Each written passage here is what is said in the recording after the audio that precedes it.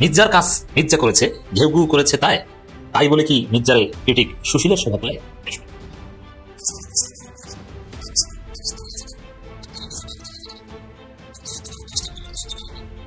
আওয়ামী লীগের বিরুদ্ধে এই সমস্ত মামলা প্রত্যাহার করার ঘোষণাদাতা এই মির্জা ফখরুল ইসলাম আলমগীর একটা বিরাট আকাম ঘটিয়ে দিয়েছেন। অনেকগুলো বাস পড়াইছে, একজন বাস ড্রাইভারকে জ্বলন্ত পুড়ে ফেলছে। এই সমস্ত জিনিস কি আলামত দেয়?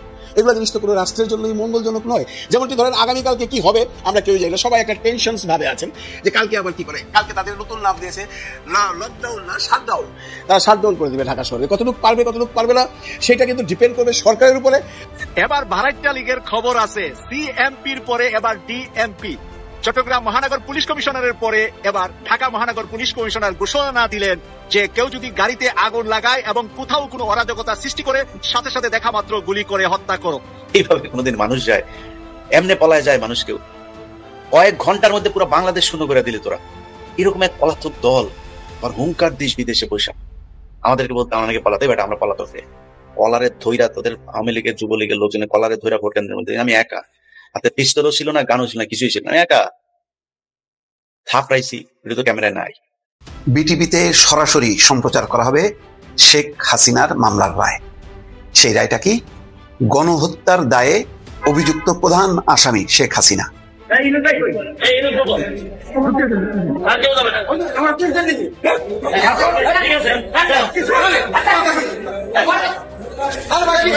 ভেবে দেখুন তো, আওয়ামী লীগ মুক্তিযুদ্ধ করলো কোথায়? 7 জন বীরশ্রেষ্ঠের মধ্যে একজন আওয়ামী লীগের নেই। 11 জন সেক্টর কমান্ডারের মধ্যে একজন আওয়ামী লীগের নেই। 68 জন বীরোত্তমের মধ্যে একজন আওয়ামী লীগ নেই। 30 লক্ষ শহীদদের মধ্যে কোনো একজন বড় নেতা নেই। তাহলে আওয়ামী লীগ যে আকামের তাৎপর্য হচ্ছে এই ধরনের বেয়াদব, এই ধরনের স্টুপিড, এই ধরনের রাস্কেল, এগুলোকে রাজনীতির ডাস্টবিনে ফেলে দেওয়া উচিত। রাজনীতি হচ্ছে জনগণের জন্য। সেই জনগণকে থাপড়াবে, সেই জনগণের সাথে ক্যামেরার সামনে অশোভন আচরণ করবে। বাংলাদেশে এই ধরনের লোককে রাজনীতি করতে দেওয়া উচিত না, ডাস্টবিনে ফেলে দেওয়া উচিত। এই ধরনের অপদার্থ, অভদ্র, অশিক্ষিত, পারিবারিক শিক্ষা নাই, বাপ তো জেল খেটেছে। মির্জা ফখরুলের বাপ 1972 সাল থেকে দীর্ঘদিন জিয়াউর রহমান মুক্তিদের আগ পর্যন্ত জেল খেটেছে। শিক্ষা দেবে কে? এটা রাজনীতিবিদ অযোগ্য, এদেরকে রাজনীতি করতে দেওয়া যাবে না। তরুণ প্রজন্মের উচিত এদেরকে বর্জন করা। আপনারা কেন প্রতিবাদ করেন না? পিনাকি ভট্টাচার্য এটাই বলছেন যে সুশীলরা কেন মির্জা ফখরুলের বিরুদ্ধে এখানে মুখ খুলছে না। আপনারা দেখেছেন কি? আবার একটু বর্ণনা দিচ্ছি। মির্জা ফখরুল কোন একটা আলোচনা সভা, কোন একটা প্রোগ্রামে যাচ্ছেন। যাওয়ার পথে একজন বৃদ্ধ লোক, চেহারা দেখলেই বোঝা যায় জীর্ণ শীর্ণ, অত্যন্ত গরিব একজন লোক। কেউ কেউ বলছেন যে মির্জা ফখরুল স্কুল ফ্রেন্ড বা পূর্ব পরিচিত। এটা নিশ্চয় স্কুল ফ্রেন্ড হয়তো বা না, বা হয়তো বা। তিনি বলছেন যে আমাকে চিনছেন নি। আচ্ছা, এটা কি কোনো অপরাধ? পূর্ব পরিচিত একজন লোক, যেখানে মির্জা ফখরুল গিয়েছেন সেখানে তিনিও গিয়েছেন, তিনি জিজ্ঞেস করেছেন আমাকে চিনছেন নি। তাদের মির্জা ফখরুল রেগে এক প্রকার তাকে মারতে যাচ্ছে এবং সেই লোককে ওখান থেকে তাড়িয়ে দেওয়া হয়েছে। এটা কোন অসভ্যতা, মধ্যযুগীয় বর্বরতা। আধুনিক যুগে যেখানে মানুষের মানবিকতা বোধ নিয়ে কথা হয়, মানুষের ন্যূনতম মানবতা বোধ থাকে, হিউম্যান বিং জন্মগ্রহণ করলে জন্মগত তার কিছু অধিকার থাকে, সেই অধিকারের প্রতি, মানুষের মনুষ্যত্বের প্রতি মির্জা ফখরুল চরম অবমাননা করেছেন। একজন লোক হাসি দিয়ে বলেছেন আমার খেটেও একজন মানুষ, একজন মেহনতি মানুষ, একজন গরিব মানুষ, ভদ্র ভাষায় হাসি দিয়ে বলেছেন আমাকে চিনছেন নি। তার সাথে এই ব্যবহার, আর তারা চায় জনগণের প্রতিনিধি হতে, তারা চায় এই জনগণের ভোট। ধিক্কার মির্জা ফখরুল, এই ধরনের আচরণকে আমরা লাথি মারি। থুথু। উচিত কি বাংলাদেশ যদি সভ্য হয় সবাই প্রতিবাদ করে যে এই ধরনের বেয়াদবদের রাজনীতির স্থান নেই। মির্জা ফখরুল এরকম ছিলেন না, বয়সের ভারে হতাশায় দলকে ডুবিয়ে এখন নিজে ডুবছেন। এই আচরণ করলে এতে ভোট পাবে? দেলোয়ারের কাছে শিবিরের সাবেক সভাপতি বাচ্চা ছেলে, রাজনীতিতে মির্জা ফখরুলের তুলনায় বাচ্চা ছেলে, আমাদের অল্প কিছু সিনিয়র দেলোয়ার ভাই। এই দেলোয়ার ভাইয়ের কাছে গোহার হারবে মির্জা ফখরুল। দেখেন, এই ধরনের বেয়াদবিমূলক আচরণ জামাত ইসলামের আমির যদি করতো, আমি তাকে আরো কঠিন ভাষায় সমালোচনা করতাম। আর জামাতের আমির তো দুর্কিবাদ, জামাতের কেউ একজন, জামাত তো দুর্কিবাদ, দাড়ি টুপি আছে, এরকম কেউ একজন যদি এই আচরণের সেটে ফোটা করতো, বিএনপি এতক্ষণে তার গোষ্ঠী উদ্ধার করতো এবং প্রথম আলো, ডেইলি স্টার কলাম লিখতো। মির্জা ফখরুল যেটা করেছেন, একজন সিনিয়র রাজনীতিবিদের যে করুণ পরিণতি, অধপতন, হতাশা থেকে, এবং বয়স, রাজনীতি করার শারীরিক ফিটনেস নাই, তারপরও রাজনীতি করছেন। এই যে অসুস্থ, অসভ্য, বর্বর, মধ্যযুগীয় রাজনীতি, আনসিভিলাইজড পলিটিক্স, এর বিরুদ্ধে প্রথম আলো, ডেইলি স্টার সব গণমাধ্যমের কলাম লেখা উচিত। কিন্তু সবাই চুপ, কিছু বলছেন না। তাদের উদ্দেশ্যেই পিনাকি ভট্টাচার্যের এই পারফেক্ট বাণী কি, এটা কিসের সাথে তুলনা করেছেন বুঝতে পারছেন? কুকুরের কাজ কুকুরে করেছে, কামড় দিয়েছে পায়, তাই বলে কি কুকুরকে কামড়ানো মানুষের শোভা পায়? ওইটার সাথে কিয়াস করেছেন মির্জা ফখরুল, মির্জার কাজ মির্জা করেছে, ঘেউ ঘু করেছে, তাই মানে ঘেউ ঘু করেছেন। কিসের মতো ঘেউ ঘু? গতকালকে দেখেছিলাম এক হুজুর, বাবু সিটি হুজুর, এ ওই সেম ঘেউ ঘু করেছে মাওলানা রফিকুল ইসলাম খান বক্তব্য দেওয়ার সময়। তাই বলে কি মির্জার ক্রিটিক করা শ্বশুরের শোভা পায়? আকাম মির্জা ঘটিয়েছেন, এটা ক্ষমার অযোগ্য আকাম। এর শাস্তি একটাই, যে আপনি রাজনীতি থেকে অবসর নেন। আপনার মতো বস্তা পচা, ব্যর্থ, অসভ্য কোন রাজনীতিবিদ বাংলাদেশে দরকার নেই। আর কয়েকবার অধিকার আপনাকে কেউ দেয়নি। একজন মানুষের মানবিকতা বোধ আছে, জন্মগতভাবে তার একটা সম্মান আছে। আপনার চাইতে আজকে যে জিজ্ঞেস করছে আমাকে চেঞ্জের নেই, তার সম্মান মির্জা ফখরুল আপনার চাইতে বেশি, কারণ আপনি রাজাকার, আপনার বাপ ছিল রাজাকার। আর যে জিজ্ঞেস করছে সে রাজাকার না। আপনি আওয়ামী লীগের বিরুদ্ধে সব মামলা প্রত্যাহারের ঘোষণা দিয়েছেন, আর ওই যে জিজ্ঞেস করছে যাকে আপনি ধমকিয়েছেন, অপমান করেছেন, লাঞ্ছিত করেছেন, কোটি মানুষের সামনে অপমান করেছেন, সে আপনার মতো এই অপরাধ করেনি। সে আওয়ামী প্রেমী না, ভারতের দালাল না। এরকম একজন সম্মানিত লোককে আপনার মতো একজন ব্যর্থ লোক আমরা হুঁশিয়ারি দিচ্ছি, আপনি এর ফল পাবেন ব্যালট পেপারের মাধ্যমে। তারেক রহমান যদি জ্ঞানী হয়ে থাকেন তাহলে উচিত অনতিবিলম্বে মির্জা ফখরুলকে সরিয়ে দেন। এক্সপায়ার্ড রাজনীতিবিদ, ডাই প্যান্ট পরে ঘরে ঘুমিয়ে থাকেন। বাংলাদেশের রাজনীতিতে আপনার কোনো সফলতা নাই, আপনি পারবেন না। আমি তীব্র নিন্দা প্রতিবাদ জানাচ্ছি মির্জা ফখরুলের এই অসভ্য, বর্বর এবং অশোভন আচরণের। আরো বিভিন্ন জায়গায় কথাবার্তা যা বলেছে ওটা বাদ দিলাম, জাস্ট আচরণ নিয়ে কথা বললাম। এখন নাটক একটা করবে মির্জা ফখরুলের পিআর টিম আছে না, অস্ট্রেলিয়া থেকে জামাই কোটার বুদ্ধিজীবী ডিসপিকেবল মাদারবোর্ড, সে এখন একটা নাটক সাজাবে। ওই যে আওয়ামী লীগের মামলা প্রত্যাহারের ঘোষণার পর মানে জনগণকে কি বোকা মনে হয়? ওই সময় কি ওই মেয়েকে ব্যাগ দেয়ার ক্যাম্পেইন, যে ব্যাগ দিয়েছে, মানে ওইটা বলে একটু সিম্পিতি অর্জন, আকাম একটা করে একটু সিম্পিতি অর্জনের চেষ্টা করছে ফেসবুক পোস্ট দিয়ে। এখন এই আকামের পর কি করবেন? ওই লোককে খুঁজে দেখা করতে যাবেন, তাকে জড়িয়ে ধরবেন, তাকে চাকরি দিবেন, সরি বলবেন না অন্য কোনো হৃদয় বিদারক মর্মান্তিক, যে রিক্সা চালিয়ে খেয়েছিলাম, আমার আব্বা যখন 1973 সালে 74-75 দিকে জেলে ছিল তখন আমি এই করেছিলাম সেই করেছিলাম, এরকম কোন মর্মান্তিক কাহিনী নিয়ে আসবেন, নাটক নিয়ে আসবেন। এইসব নাটক মারানি বাংলাদেশে চলবে না। মির্জা ফখরুল বাংলাদেশে এখন একজন ঘৃণিত রাজনীতিবিদ, বিএনপির লোকজন মুখ দেখাতে পারছে না, এটা কি আচরণ? এটা কোন আচরণ?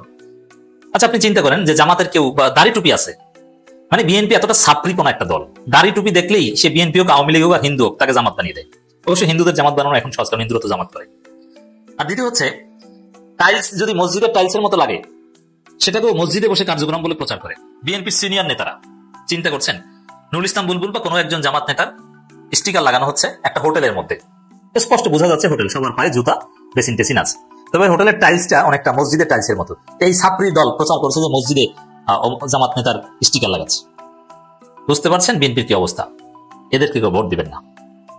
দেশে এখন ত্রয়োদশ জাতীয় নির্বাচনের জন্য সমস্ত পার্টিগুলা যার যার নির্বাচনী প্রচার এলাকায় প্রচারণার মধ্যে ব্যস্ত আছে। অনেকেই বলছেন নির্বাচন কি হবে, অনেকেই বলছেন হবে না। যারা বলছেন হবে না তারা আবার কিছু যুক্তি খাড়া করাইতেছে। সেই যুক্তিগুলো হলো এরকম যে আজকে 16 তারিখ, রাত 17 তারিখ, আগামীকালকে শেখ হাসিনার যে বিচার কার্য চলছে আন্তর্জাতিক অপরাধ ট্রাইব্যুনালে, তার রায় ঘোষণা হবে। এই রায় ঘোষণা নিয়ে আগেও বেশ নাটক হয়েছে, আপনারা দেখছেন। 13 তারিখে রায় ঘোষণা করবার কথা ছিল, সেই দিন আওয়ামী লীগ লকডাউন রাখছিল। তারা কত লোক সাকসেস হয়েছে, কত লোক আনসাকসেস হয়েছে সেটা আপনারা সবাই দেখছেন। কিন্তু একটা সমস্যা তো সৃষ্টি করছিল। অনেকগুলো বাস পুরাইছে, একজন বাস ড্রাইভারকে জ্বলন্ত পুড়ে ফেলছে। এই সমস্ত জিনিস কি আলামত দেয়? এগুলো জিনিস তো কোনো রাষ্ট্রের জন্যই মঙ্গলজনক নয়।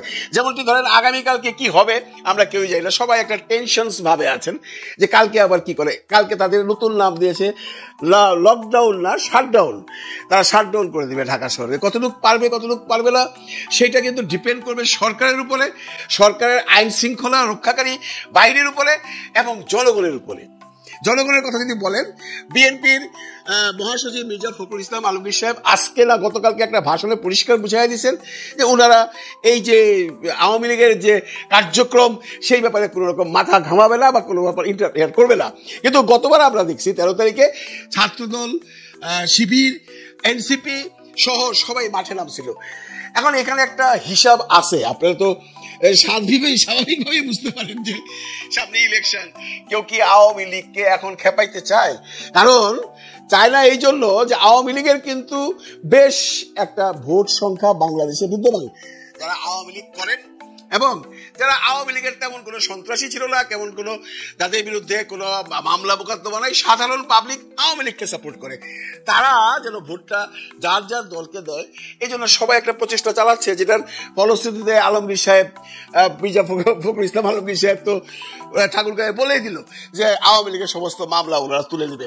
যাক, এটা তাদের ভোটের প্রক্রিয়া। কিন্তু আসল আলোচনা হচ্ছে যে এই সন্ত্রাস কার্যক্রম, এটা 17 তারিখের পর কি একদম থেমে যাবে? এরপরে আর কোনো সন্ত্রাসী কোনো কর্মকাণ্ড বাংলাদেশে হবে না? এইটা যদি চালিয়ে যায় আওয়ামী লীগ, এবং চালিয়ে যাওয়ার জন্যই তারা প্রস্তুত, তারা কোনো অবস্থাতেই চায় না বাংলাদেশে একটা নির্বাচন হোক, তারা কোনো অবস্থাতেই চাইবে না যে শেখ হাসিনার বিচার হোক, এবং বিচারের রায়ের পরে এর আকার কোন দিকে যাবে সেটাও আমরা কেউ জানি না। এবং যদি রায়ে, তো যেটা শুনছি সর্বোচ্চ সাজা পাবারই কথা, সর্বোচ্চ সাজা যদি আওয়ামী লীগের সভানেত্রী শেখ হাসিনার বিরুদ্ধে অপরাধ ট্রাইব্যুনাল দিয়ে দেয়, তাহলে আওয়ামী লীগের পরবর্তী ভূমিকাটা কি হবে সেটাও কিন্তু ভাববার বিষয়। এই যে ব্যাপারগুলো চলবে বাংলাদেশে, এইগুলো যদি বিরাট আকারে ধারণ করে, যেভাবে বোমাবাজি হচ্ছে, কালকে রাত্রেও আপনারা দেখছেন হাতির ঝিলের মতো জায়গায়, এত মানে সার্ট অফ দ্য সিটি, যেখানে শত শত মানুষ বেড়াতে যায় বিকেল বেলায়, এবং একটা বন্ধের দিন, প্রচুর মানুষ ছিল, আল্লাহর রহমতে সেখানে কোনো খুন খারাপই হয় নাই, কিন্তু একটা ককটেল তো ফুটছে, একটা মোটরসাইকেল তো জ্বলছে, এটা নিয়েও তো নিউজ হয়েছে, মানুষের মধ্যে তো একটা আতঙ্ক আছে। এইগুলা যদি বিরাট আকারে ধারণ করে যে আওয়ামী লীগের এই আগুন সন্ত্রাস যদি কন্টিনিউয়াসলি চলতে থাকে, তাহলে নির্বাচন হয়তো বা হবে না। আবার পাশাপাশি ওই গ্রুপটা এটাও বলছে যে বিএনপির যে বর্তমান অবস্থা, এই যে নমিনেশন নেওয়া, মানে দলীয় প্রার্থীদেরকে নমিনেশন দেয়া না দেয়া নিয়ে যে বিভিন্ন জায়গায় বিভিন্ন রকম ঝামেলা হচ্ছে, মারামারি হচ্ছে, রাস্তা অবরোধ হচ্ছে, আমার দলকে দিল না কেন, আমার লোককে দিল না কেন, আমার লোককে কেন দিবে না, ওই মানুষকে কেন দিল, এবং ওই যে 26টা না 43টা সিট এখনো বাকি রাখছে তাদের সমমনার দলদের জন্য, তাদের যখন নমিনেশন দিবে তখন যে আরেকটা বড় সমস্যা হইব, এটাও কিন্তু আপনারা অ্যাভয়েড করতে পারবেন না, কারণ তখন এটার আকার আরো বড় হবে। এখন তো বিএনপির 2 জনের মধ্যে একজনকে দিছে, কিন্তু যখনই এমন একটি এলাকায় বিএনপি তাদের কোনো নমিনেটিকে দিবে না দিয়া বাইরের একজনকে দিবে, তাদের সমমনা দলের, তখন কিন্তু তাদের মধ্যে যে ক্ষোভ বিক্ষোভ আকার এর দ্বিগুণ ত্রিগুণ হয়ে যাবে, তখন খোলাখুলি হবে। এবং এর আলামত আমরা দেখছি, অলরেডি আগুন সন্ত্রাস হচ্ছে, আওয়ামী লীগের বিএনপির মধ্যে ঝামেলা হচ্ছে। তো এই অবস্থা যদি চলতে থাকে, তাহলে কি ইলেকশনটা সময় মতো হবে? এই ধরনের প্রশ্ন অনেকেই করে বেড়াচ্ছেন, কিন্তু আমার প্রশ্ন হলো, professor doctor Mohammad Yunus sir যে কোনো উপায়ই হোক ইলেকশনটা উনি করে ছাড়বেন, উনি একদম ডিটারমাইন্ড, এবং উনি এখন আর চাচ্ছেন না থাকতে, এবং উনি চাচ্ছেন ইলেকশনটা করে একটা সরকারের কাছে ক্ষমতা দিয়ে উনি সেফ এক্সিট নিয়ে চলে যাবেন, উনি এবং ওনার উপদেষ্টারা। এখন সেফ এক্সিট উনি কতটুকু পাবেন সেটা কিন্তু সময় বলে দিবে, কারণ এখন পর্যন্ত professor doctor Mohammad Yunus sir যে কাজগুলা করছে বাংলাদেশের সরকার প্রধান হিসাবে, যে সমস্ত অধ্যাদেশগুলো উনি জারি করছেন, এবং উনি যেভাবে এইখানে সরকার প্রধান হয়ে থাকছিলেন, এর বৈধতা নিয়ে কিন্তু প্রশ্ন এখন চারিদিকে উঠতেছে। অনেকেই বলতেছেন যে উনি যদি বৈধই হয়, তাহলে উনি কেন জুলাই সনদের সিগনেচার করলো না, কারণ উনি তো বিপ্লবী সরকার, উনি একটা অভ্যুত্থান থেকে এসছে, জনগণ এবং বিভিন্ন দলের সাপোর্ট নিয়ে, ইভেন কি আর্মির সাপোর্ট নিয়ে, তো তার তো সমস্ত ক্ষমতাই ছিল। কিন্তু সে যখন গিয়ে মাননীয় রাষ্ট্রপতির কাছ থেকে সাইন করালেন, তখনই কিন্তু এটা প্রমাণাদি হয়ে গেল যে তার, মানে প্রফেসর ডক্টর মোহাম্মদ ইউনূসের এই পর্যন্ত যতগুলো অধ্যাদেশ উনি জারি করছে সবগুলো অবৈধ। যদি সবগুলো অবৈধ না হয় আর ওগুলো যদি বৈধ হয়, তাহলে এই জুলাই সনদ ওনার দ্বারা কেন হলো না, যেটা এনসিপি তাকে বারে বারে বুঝাইছে, এবং অনেক বিজ্ঞ আইনজীবীরাও বলছে যে ইউনূস সরকার একজন বৈধ সরকার হিসাবে নিজেকে এখন পর্যন্ত স্ট্যাবলিশ করতে পারে নাই, কারণ উনি যদি বৈধই হবেন তাহলে কেন রাষ্ট্রপতির কাছে যাবেন এইটা সিগনেচার করাবার জন্য, আর এইটা যদি রাষ্ট্রপতি সিগনেচার করে, তাহলে উনি যে অধ্যাদেশগুলো করছেন, সেটা আরপিও থেকে শুরু করে অনেক কিছু, অনেক এগ্রিমেন্টও করছেন, সব তো অবৈধ হয়ে যাবে। এই অবৈধ যেন না হয়, এটাকে নিয়ে যেন পরবর্তী সরকার তার সাথে কোনো ঝামেলা না করে, এই জন্যই নাকি উনি একটা আন্ডারস্ট্যান্ডিং এ আসছে বিএনপির সাথে যে ঠিক আছে আমি আছি আপনাদের সাথে, আমি সেফ এক্সিট চাই। এই কথাগুলো কিন্তু আমার না, এই কথাগুলো বিভিন্ন অ্যানালাইসিস যারা করেন তারা বলছেন, এবং আপনি যদি ঠান্ডা মাথায় চিন্তা করেন আপনি বুঝে নিতে পারবেন ওনাদের কথাগুলো কতটুকু সত্য কতটুকু মিথ্যা। এটাই যদি না হবে ওনাদের ভাষ্য অনুযায়ী, তাহলে প্রফেসর ডক্টর মোহাম্মদ ইউনূস আজকে যে পরিস্থিতিতে আছে, মানে তার এই যে উপদেষ্টা পরিষদ, এই উপদেষ্টা পরিষদ নিয়ে জামাতের কমপ্লেন আছে, আপনারা দেখছেন ওনারা 4 জন উপদেষ্টার সম্পর্কে কমপ্লেন করছেন। যদি ওনারা নাম বলেন নাই, নাম ওনারা বলবেন নাকি প্রফেসর ইউনূস স্যারের কাছে গিয়ে। তো এই যে কমপ্লেনগুলো ওনার বিরুদ্ধে হচ্ছে, এই কমপ্লেনগুলো কি এখানে স্থিমিত হয়ে যাবে? ওনার বিরুদ্ধে কত রকম কমপ্লেন আছে না আছে সেটা পরবর্তী আলোচনা সাপেক্ষ।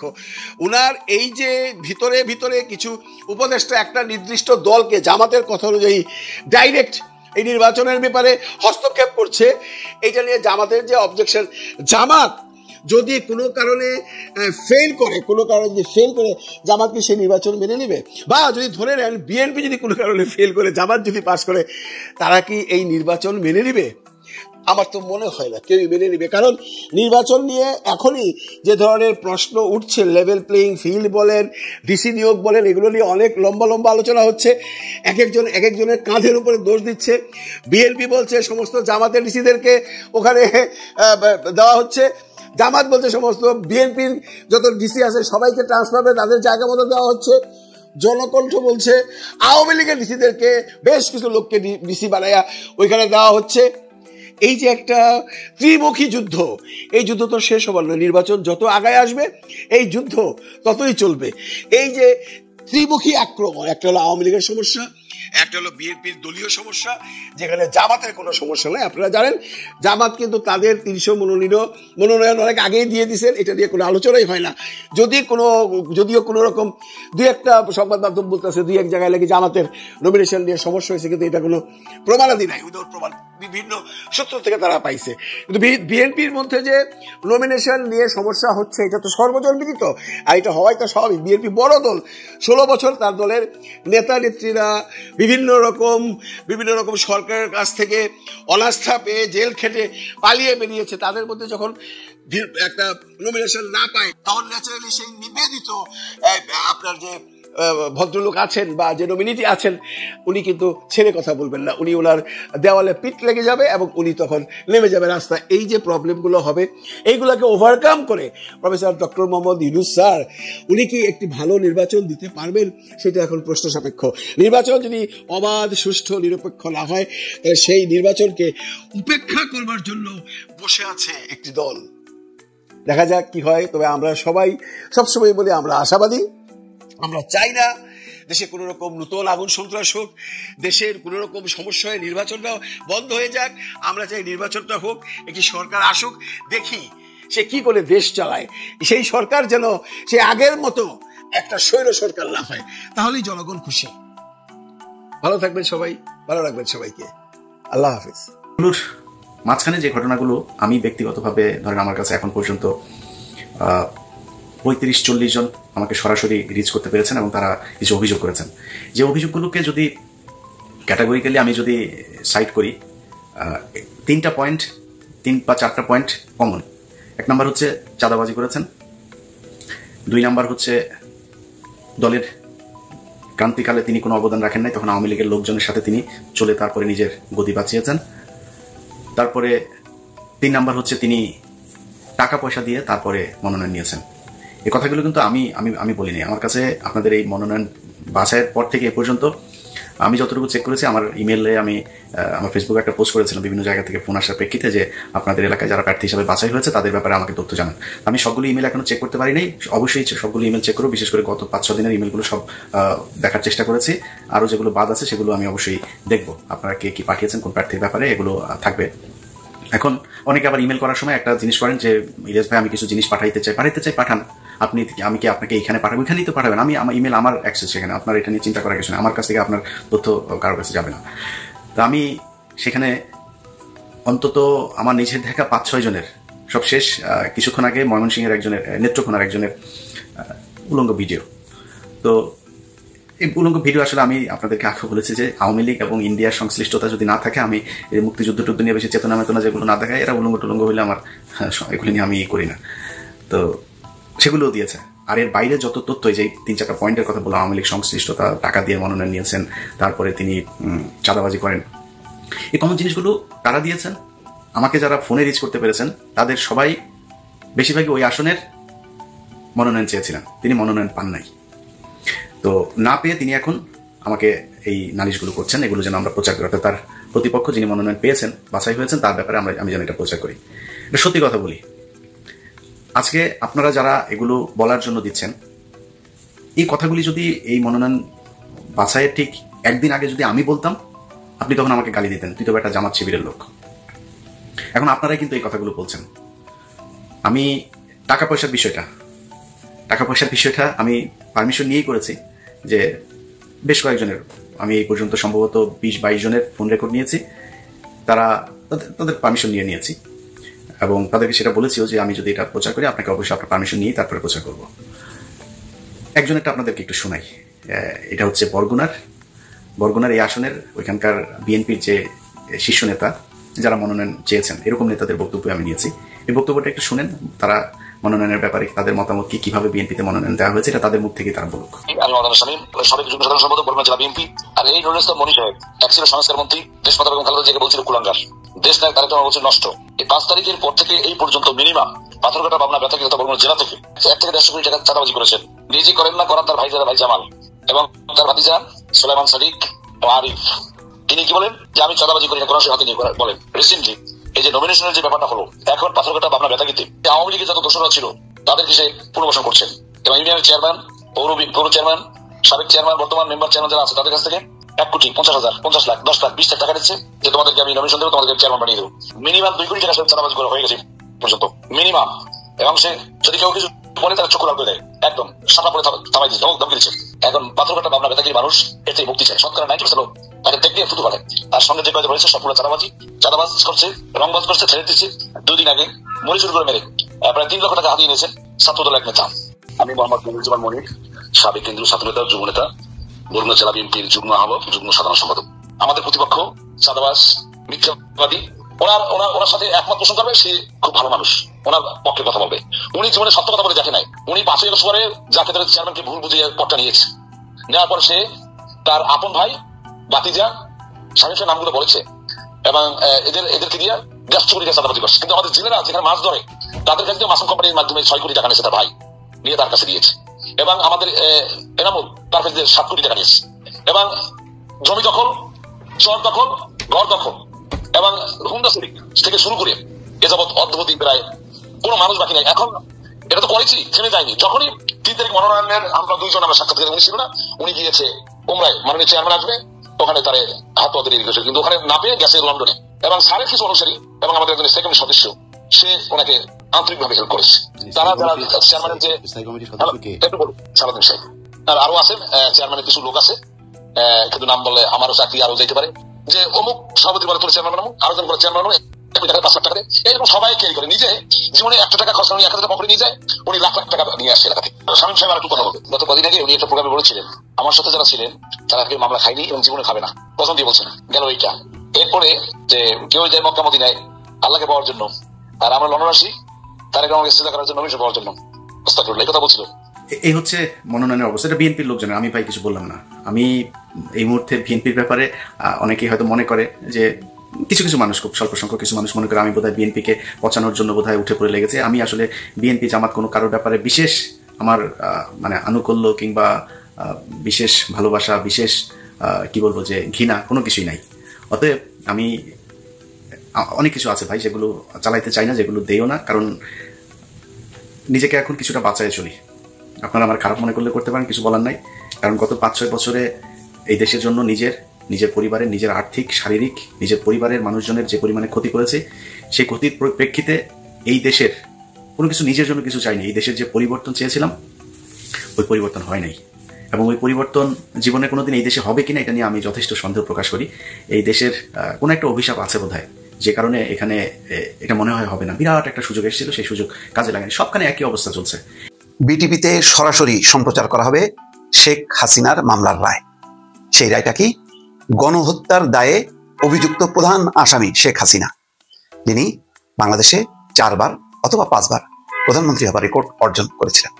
দেখেন আজকে ইতিহাসের কি নির্মম পরিণতি। সবার জন্য কবর খুঁড়ে আজকে তিনি নিজে কবরে ঢুকে যাচ্ছেন এক অর্থে। এই ধরনের বাংলাদেশে মামলা একজন সাবেক প্রধানমন্ত্রীর ক্ষেত্রে হয়নি। বেগম খালেদা জিয়ার বিরুদ্ধে যেটা একটা কল্পিত মামলা আনা হয়েছিল সেটা দুর্নীতি সংক্রান্ত, যেটা একেবারেই ধোপে টেকে নাই। সেইটা 3 বছর, ওইটাকে বাড়ায় দিল উচ্চ আদালত মহা খুশিতে 10 বছর। তো সেটা তো দুর্নীতির মামলা, হত্যার মামলা না, গণহত্যার মামলা। পৃথিবীতে সবচেয়ে ঘৃণিত যে সমস্ত হিটলার, মুসলিনি, তাদের বিরুদ্ধে যেমন গণহত্যার অভিযোগ আছে, ঠিক সেই কাতারে এই যুগে এক শেখ হাসিনা, আরেকজন হচ্ছেন ইসরায়েলের প্রধানমন্ত্রী নেতানিয়াহু। আন্তর্জাতিক ট্রাইব্যুনাল তার বিরুদ্ধে গ্রেপ্তারি পরোয়ানা জারি করছে তাকে বিচারের জন্য, কিন্তু এখনো তাকে গণহত্যার দায়ে অভিযুক্ত করা হয়নি বা তার মৃত্যুদণ্ড দেয়নি।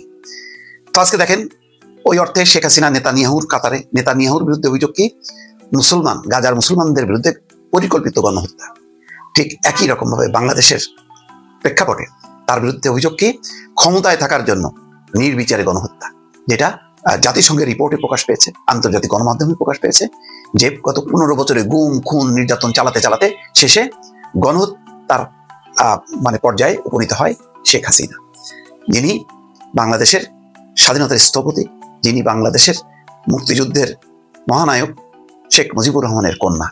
শেখ মুজিবুর রহমানের কন্যার কেমন শাসন হওয়া উচিত ছিল বাংলাদেশে, সেটা ক্ষমতায় থাকতে থাকতে আর ক্ষমতা ভোগ করতে করতে ক্ষমতাকে আঁকড়ে থেকে চিরকাল মসনদে থাকবেন এবং তিনি দেশ শাসন করবেন। এই যে তীব্র আকাঙ্ক্ষা, জনমতকে পদদলিত করে ভোটকে কবর দিয়ে ক্ষমতায় থাকার যে উদগ্র আকাঙ্ক্ষা, সেই আকাঙ্ক্ষার আজকে পরিণতি, তিনি পালিয়ে বাঁচলেন সত্য, কিন্তু গণহত্যার দায় থেকে মুক্ত হতে পারলেন না। শেখ হাসিনা বিবিসি সহ বেশ কিছু আন্তর্জাতিক গণমাধ্যমে বলেছেন এগুলি ক্যাঙ্গারু কোর্ট, আগে থেকে সাধারণ ছিল, বলতে পারেন সত্য, কিন্তু এটা কি মিথ্যা? গণহত্যা সংঘটিত হয়নি, সেটা শেখ হাসিনা নিজেও স্বীকার করেছেন। বলেছেন যে এই দায় তার না, আইন শৃঙ্খলা বাহিনী, কিন্তু মানুষ জানে, আন্তর্জাতিক গণমাধ্যম জানে যে এই দায় তারই। তিনি আইন শৃঙ্খলা বাহিনীকে নির্দেশ দিয়েছেন সামনে যাকে পাবে তাকেই গুলি করবা, এবং শেষ পর্যন্ত এক ধরনের যুদ্ধ সংঘটিত হয় সাধারণ মানুষের সাথে, শাসক গোষ্ঠীর, যে শাসক গোষ্ঠীতে ছিল আওয়ামী লীগ এবং তার সহযোগী হিসেবে ছিল পুলিশ এবং অন্যান্য আইন শৃঙ্খলা বাহিনী। তারা সম্মিলিতভাবে পরাজিত হয়। পরে সেনাবাহিনী বিষয়টি ট্যাকেল করে, জনগণের পক্ষে অবস্থান নিয়ে পরিস্থিতি সামাল দেয়। শেখ হাসিনা পালিয়ে যায়, কিন্তু গণহত্যার এই দায়ে সবার দাবি ছিল তার বিচার করতে হবে। সেই বিচার আজকে হয়েছে বাংলার মাটিতে, এবং সেই বিচার শেষে রায় এখন একদিন পরেই। এই রায়কে ঠেকানোর জন্য বা এই রায়ের প্রতিবাদে বিভিন্ন স্থানে বোমাবাজি হচ্ছে, ককটেল হচ্ছে, কোনো কোনো ক্ষেত্রে প্রাণহানি ঘটেছে। কিন্তু এতে করে কি মামলার রায় প্রভাবিত হবে? এর ফলে কি মামলার রায় বন্ধ হয়ে যাবে? বন্ধ হবে না। বাংলাদেশের ইতিহাসে সবচেয়ে ঘৃণিত, পৃথিবীর ইতিহাসে যে সমস্ত স্বৈর শাসকদের চরম শাস্তি ভোগ করতে হয় গণহত্যার দায়, সেই দায়টা পড়ছে শেখ হাসিনার কাঁধে। সেই দায়ের কারণে তার এত বড় ঐতিহ্যবাহী একটা দল বাংলাদেশ আওয়ামী লীগ আজকে ছিন্ন ভিন্ন হয়ে গেছে।